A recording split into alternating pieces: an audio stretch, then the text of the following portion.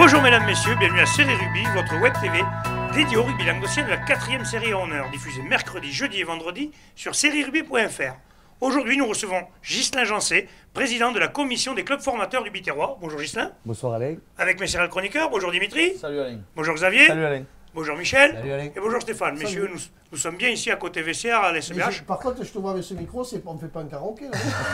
Et non, on est en déplacement à l'extérieur. La preuve, nous sommes toujours de chez Côté Vestiaire, ce soir aussi. On va les remercier d'ailleurs, les dirigeants de l'SBH ainsi que ceux de Côté Vestiaire. Je vous rappelle que nous serons aussi bientôt à Narbonne. Nous ferons la même chose du côté de nos amis narbonnais. Bon, Ghislain, revenons à toi. Quel est ton rôle au niveau de la présidence? Enfin, quel est ton rôle au niveau de la commission, tout simplement?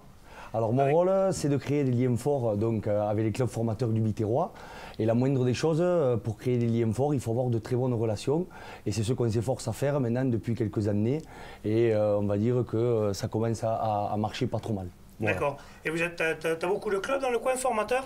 Alors aujourd'hui, on a recensé une dizaine de clubs formateurs dans le Biterrois. J'appelle club formateur des clubs qui ont quand même des écoles de rugby. Et c'est vrai que dans le bassin biterrois, on compte une grosse dizaine d'écoles de rugby importantes.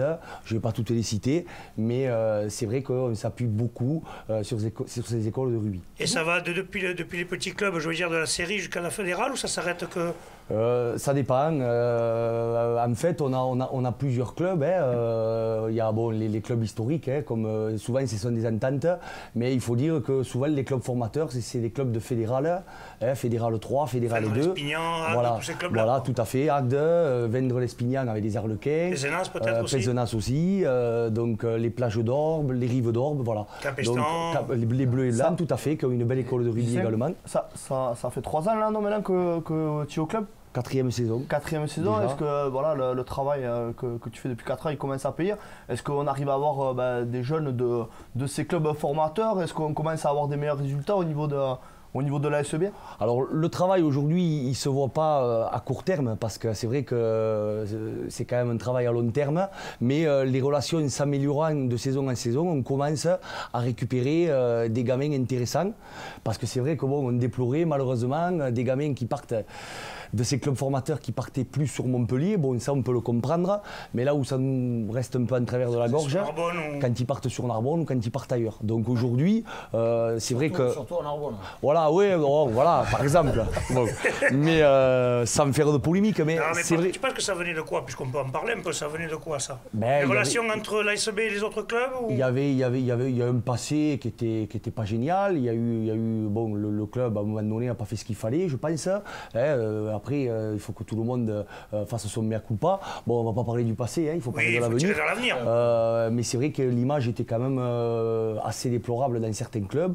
C'est vrai que bon, moi quand j'ai pris un petit peu la commission, bon, je fais un tour des clubs et c'est vrai que j'ai entendu des choses qui n'étaient pas très reluisantes. Donc bon, on va pas parler du passé, mais c'est vrai qu'aujourd'hui on essaie d'améliorer. Alors on ne fait pas tout le temps que des choses parfaites, mais enfin on essaye quand même d'avoir de bonnes Qu'est-ce que relations. vous faites? Est-ce que les écoles de rugby, vous les invitez par exemple pour les matchs ou les... On fait pas mal de choses, déjà on se parle, ça c'est le plus important Oui, parce le dialogue, que c'est le plus important. déjà quand on fait le tour des clubs, qu'on va voir les présidents, qu'on va voir les présidents d'école de rugby, qu'on se parle, qu'on se connaît, déjà c'est plus facile parce que quand il y a un souci, ben, on s'appelle, il y a le téléphone, il y a le mail et c'est quand même déjà il y a des relations. Et ensuite on a entrepris pas mal d'actions, donc on invite tous les gamins tous les samedis à venir faire la haie d'honneur pour les matchs de la Pro D2. Ramasser les ballons. Voilà, aussi. et faire un ramasseur de balles.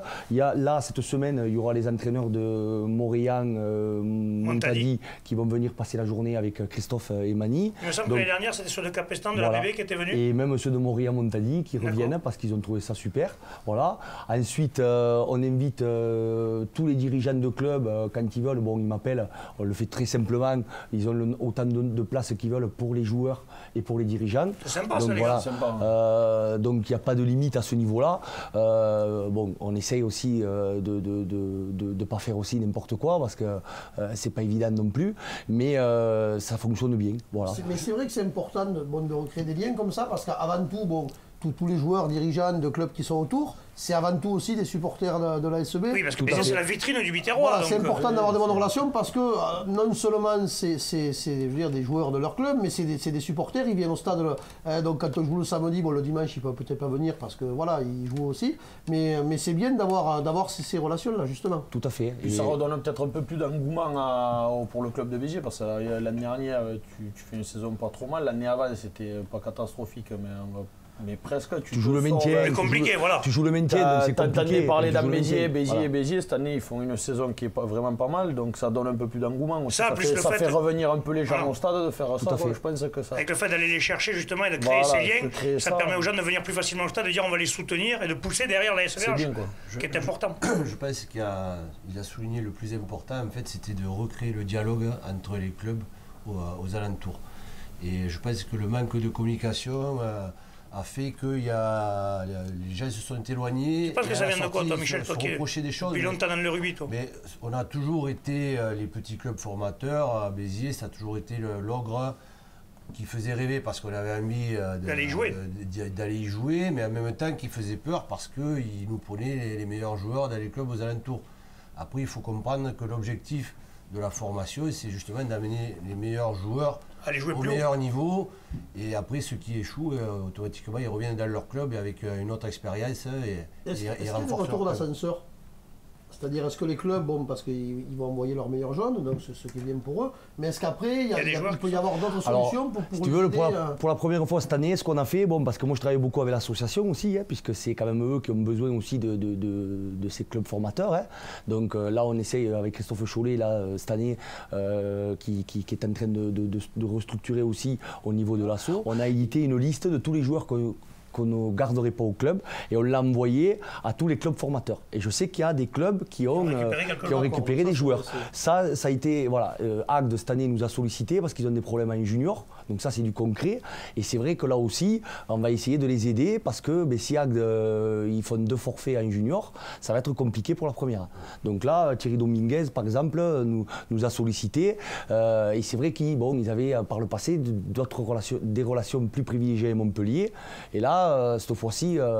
C'est bien qu'ils soient dans le coin, qu'ils voient avec Béziers qui est à côté plutôt que de chercher Montpellier. On avance doucement, mais on avance. Après, voilà, doucement mais sûrement. Les joueurs l'ont conservé, puis il y a aussi les tutorats, c'est-à-dire les joueurs qui Michel, on a beaucoup travaillé là-dessus d'ailleurs. Sur le club, mais comme cette année, avec la refonte des catégories, on se retrouve en espoir avec pas mal de jeunes qui ont juste 18 ans et qui se retrouvent avec des gars qui sont assez expérimentés.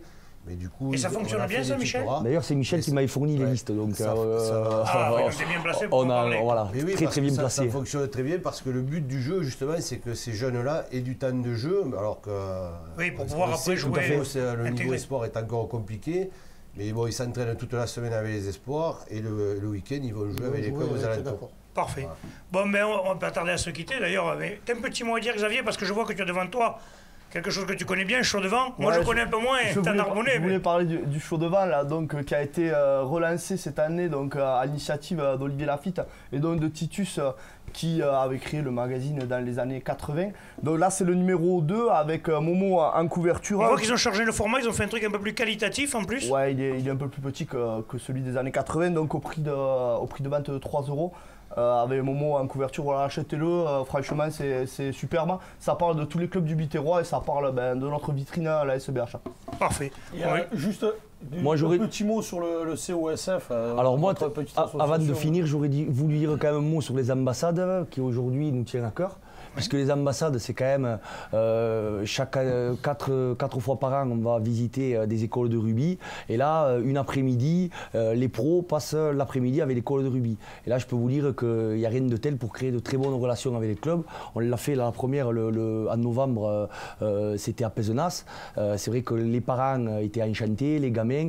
Et c'est vrai qu'après, tous ces gens ils viennent au stade. Bien sûr, ça crée des liens. Et ça donne envie aux gens de venir. Voilà. Et la dernière, une chose aussi qu'on fait pas mal, c'est les académies. On fait des initiations dans les écoles primaires. Là aussi, avec Ludovic Liorca et Jean-François Gutiérrez qui m'aident beaucoup dans la commission.